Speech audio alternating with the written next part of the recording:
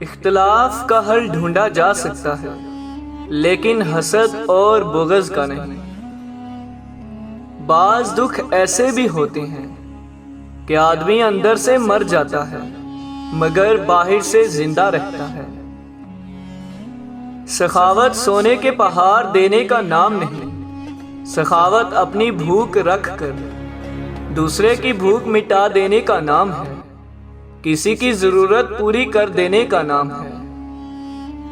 اناؤں کے کھیل میں ہمیشہ رشتوں کی ہار ہوتی ہے۔ جو شخص تجھ سے مانگتا ہے اس کو دے، کیا یہ تیری انا کے لیے کم ہے کہ کسی نے اپنا 10 سوال تیرے آگے دراز کیا؟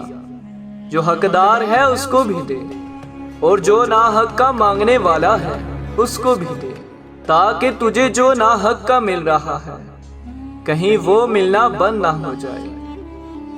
کائنات کا پہلا گناہ نہ شرک تھا نہ کفر، پہلا گناہ تھا میں اس سے بہتر ہوں۔ غرور انسان کی سب نیکیاں برباد کر دیتا ہے۔ جب دعائیں قبول ہوتی نظر نہ آئے تو سمجھ جاؤ کہ اللہ تم سے رابطہ رکھنا چاہتا ہے، تو پھر اس پر بھروسہ رکھو اور اس کے کن کا انتظار کرو۔ یہ دکھ بھی ختم ہو جائے گا، یہ وقت بھی گزر جائے گا۔ شکر ہمیشہ شکوے سے بہتر ہوتا ہے۔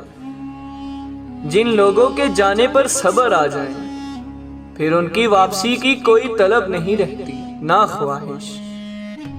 ہم نے ابھی تک ایک دوسرے کو نیچا دکھانا ہی سیکھا ہے۔ جس دن ہم نے ایک دوسرے کو راستہ دکھانا اور مدد کرنا سیکھ لیا، اس دن دین و دنیا میں کامیابی ہمارا مقدر بن جاتی ہے۔